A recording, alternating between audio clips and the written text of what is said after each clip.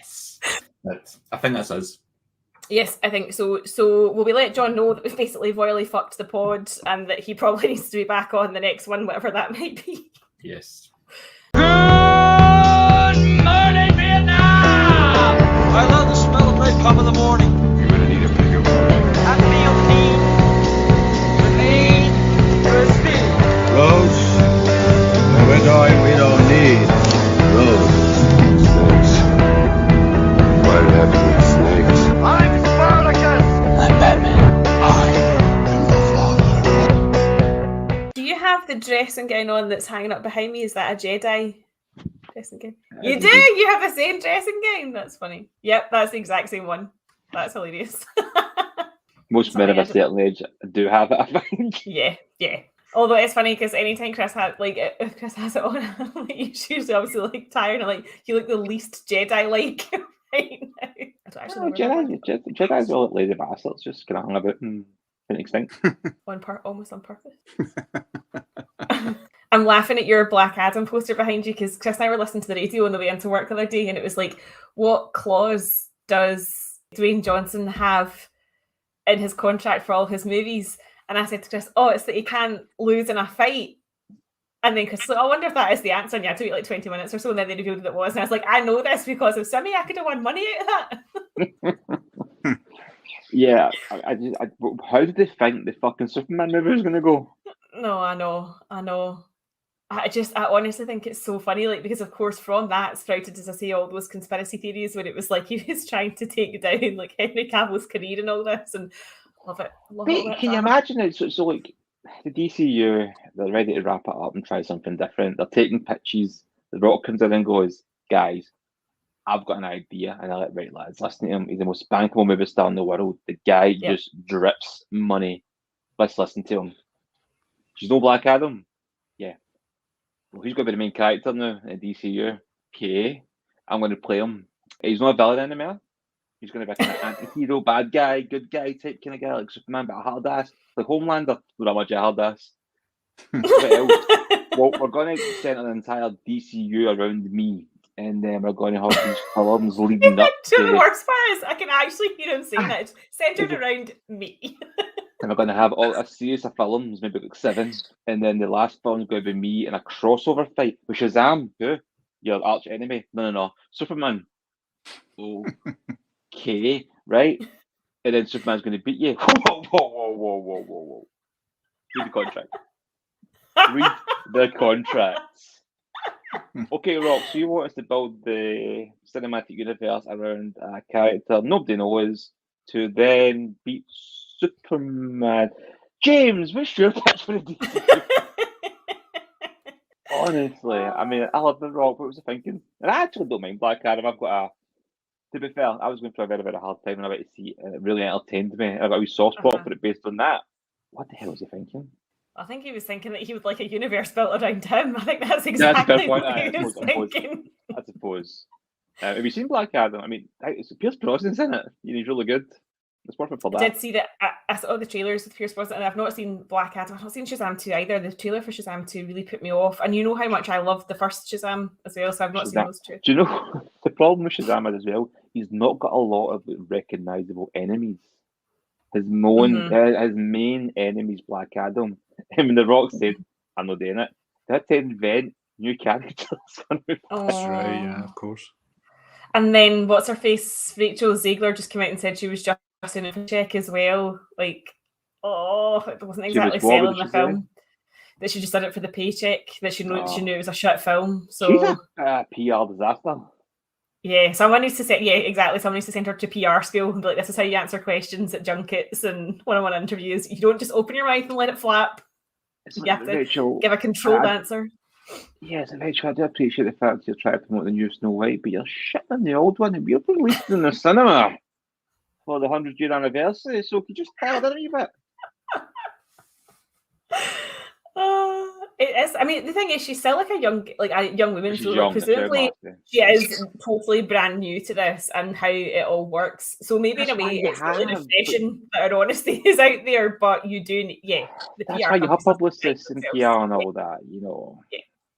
To stop you from saying things. I mean, then she went into the strike, And then she made it about her, and it's like, no, you're quite well off here. I know. It's about I the see that's all vitals and falling apart again this Oh. week. It's a shame because all the smaller studios have agreed. Ironically, the studios that you assume have less money and less power, as it were, have said absolutely, we'll give you whatever you want. Fair's fair, and it's all the big streamers and the sort of legacy studios that have said, "Nah, fuck you, poor people." Well, did you hear about the Gladiator 2 thing, where all the extras have been basically told to sign some kind of they're signing their digital rights away. No. Yeah, So is this the whole thing? Then they would just replicate them with AI? yeah. Nah, fuck that. Makes sense, yeah. That's what really freaks me out, because that to me brings up, issues of consent and all that sort of thing that we talked about. Like, if you're an actor and someone owns your image in inverted commas and they want you to do, I don't know, a sex scene or a scene where you say something really bad or really provocative, like, what's stopping them from doing it? Exactly. I mean, I read a book years ago called The Lucifer Code, and in that, I was looking at an old book to be fair, and the guy went to see a film, and it had essentially CGI'd AI actors in it of people that were dead. And this is before this was really a thing. And I remember kind of going, do you know what? They'd probably do that again. And this, I think the backlash would be massive if they try to do like a leading role to having a wee cameo face thing, and that's one thing.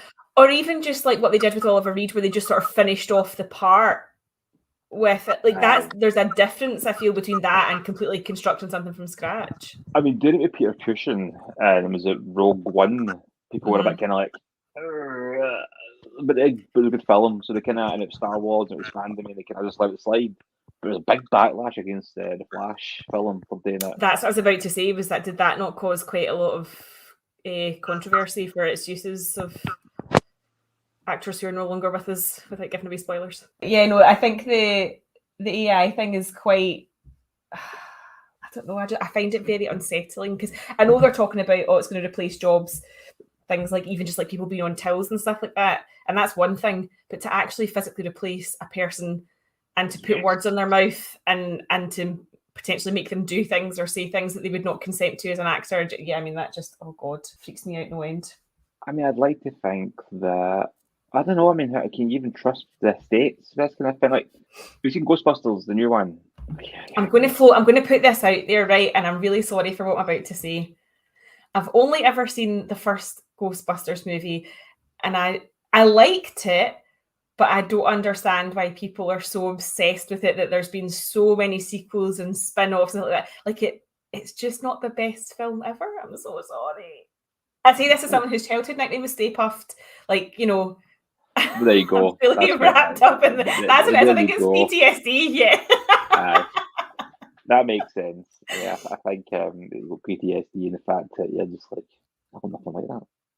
That was nothing like me. I'm not still. In fairness, I did. Like I looked like a trucker named Dave with a dress on as a small child, because my hair didn't really grow in, and there was just rolls and rolls of fat. So it was a legitimate nickname. Well, the CGI AI thing in that, and the estate was cool with it. I quite liked it. I thought it was quite well done, but it's a very murky territory. I think there's a big difference between an estate giving consent to a small, tiny appearance that's like nostalgia driven, as opposed to, as you say, like casting someone in a leading role, but it's not them, it's the AI version of them. There's a huge difference. Yeah, I just and it's all fun and games until the turn on is, let's be honest. Oh, this is the thing, I'm just waiting for the day where, if it's not like, I think, honestly, this is two things that freaked me out this week. One, I saw this scientist person in America, I'm pretty sure it was, who had taken off like dead skin cells and stuff like that and put them in a jar and grew cordyceps out of it. We don't need that, people. Did you watch the fucking program? We don't do that. Just don't fucking do that. Because then they'll adapt to our body temperature and we're all going to die.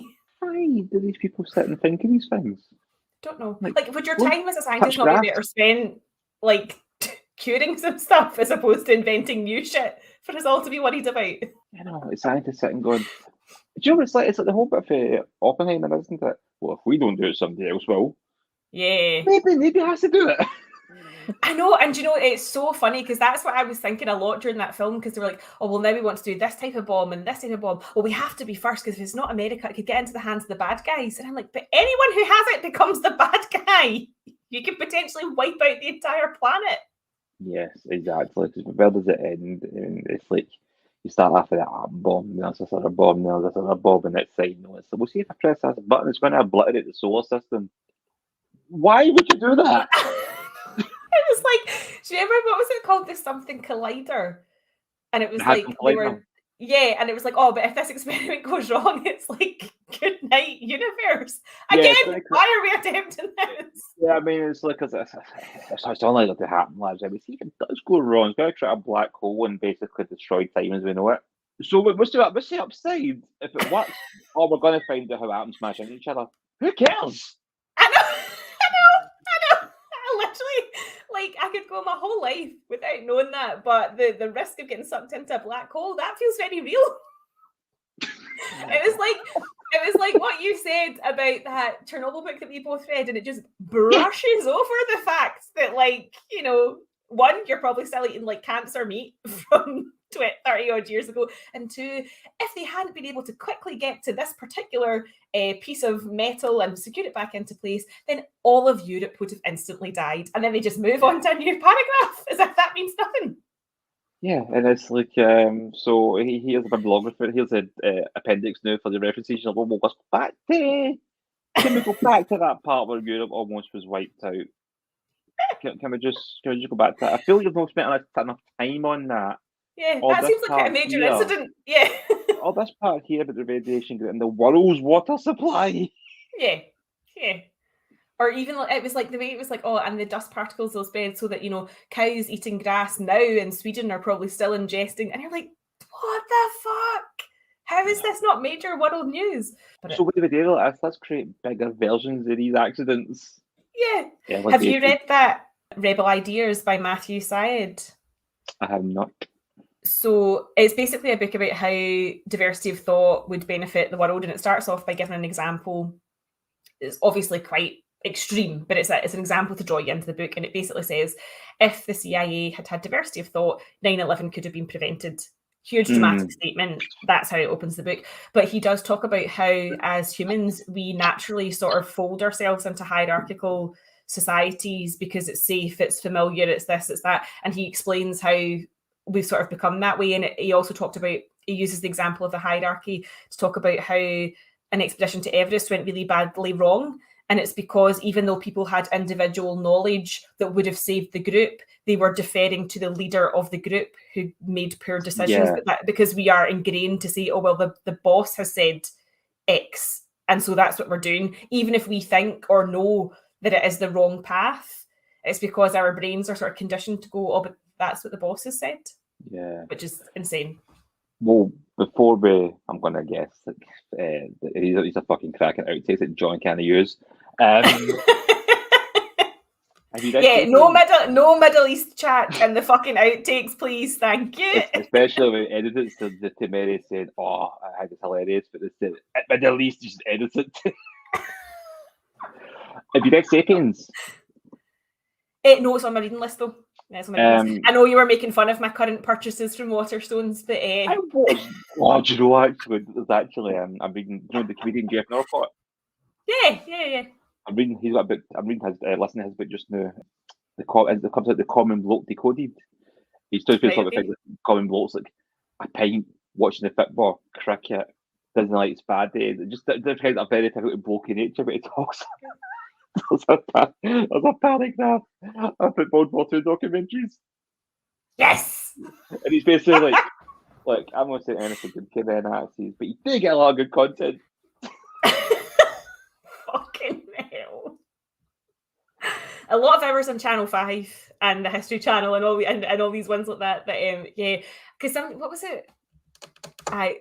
Dave, that I know from the Well Good Movies podcast, asked me earlier on today, have you seen The Man in High Castle? And I was like, no. And he was like, oh, I just thought that. And I was like, I know what you were going to say. Don't finish the fucking sentence.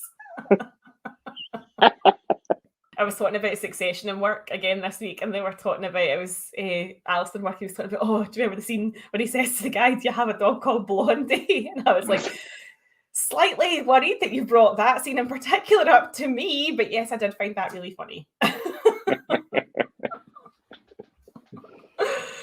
Oh God.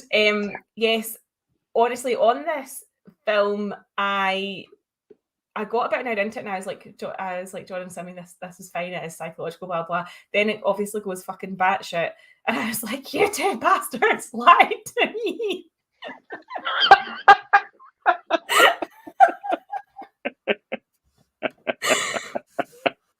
So I was doing really well, and I was like, I'm actually coping with this better than what I thought, and then it all went to shit. Oh, that's amazing. So yeah, I mean, I feel like John's got enough material now to create something really bad that I've said. I mean, probably in the podcast now, just have John fucking.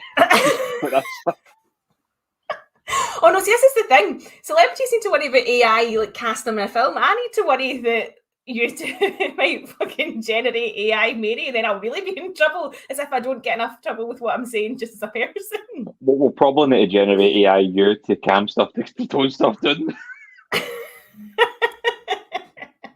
Have controversy-free pods. Oh dear, that is so funny. Actually, I was on the Well Good Movies pod the other night, and Dave ended up saying something that was really dark, and he was like, oh no, I swear this only happens when you're on. And I was like, I am not getting the blame for someone else's fucking podcast. I mean, when me and John done podcast, it was a pure gentleman pod, you know, sitting our brand by the fire. You know? It was. That was you were you were Lupin the gentleman burglar with your top hat and your monocle, talking about, what was it? Hellraiser.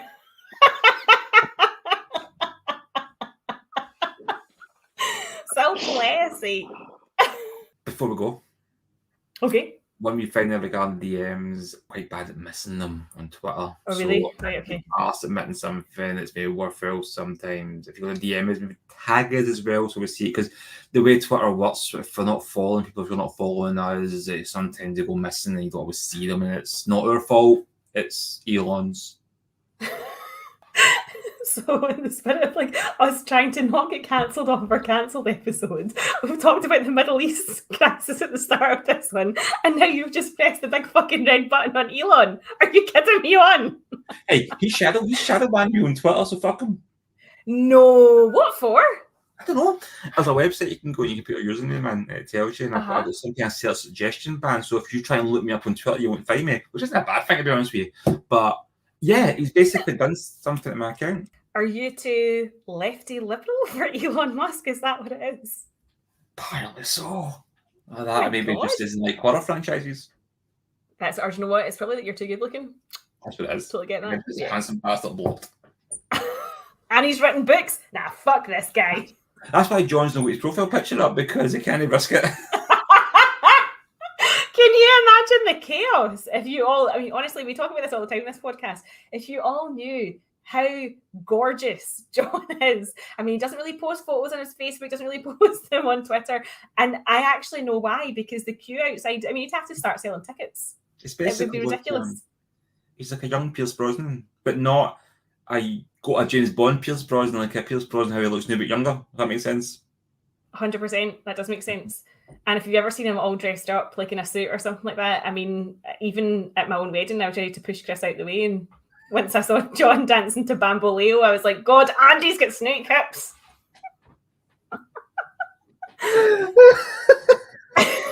John, good luck editing this. I know, I'm really sorry, but don't edit that bit out. You do have snake hips and you're attractive. Take the compliments. Yeah. Put that, the whole podcast just got to be the last minute. Just I was saying nice things about John and cut. Oh, we're so sorry. We need an adult. I think that's the thing. I think that's what we've established tonight. We need an adult. Basically, to supervise this. Oh my God, I'm absolutely greeting. That's hilarious. Imagine, I mean, poor John, he must think it is. It's like rounding up wet cats. Do you know the worst thing is when I see John, I said, John, I've got time to edit it. And he went, no, I'll do it. I'm actually glad he's editing it now just because he's going through this going, what the fuck? Oh, they're laughing again, for fuck's sake. They're having too much fun without me. Well, you would go off on a wee holiday. How dare you? I know. So if you want to get in touch with us, you can email podcast@moviescramble.co.uk. So sorry. It's fine, you can edit that in. I can't. Right. Oh God, that's hysterical. I can't say anything else. I'll take it steady. You can just edit that at the end. Yeah, That's that's more fine. than 20 scenes. That's fine. Oh God, I can't do it with a straight face again. I just can't, because now in my head I do have John just being like, for fuck's sake. You'll be sitting with his family just now going, "Oh, what's wrong? I don't know. Just disturbance in the force." Can I just say, we've made it through this entire episode. We've not made one sex joke. One. Not one. Yeah. Look at that. Reformed people. Essentially. They're grown. Oh, God. That's what she said. And we're back.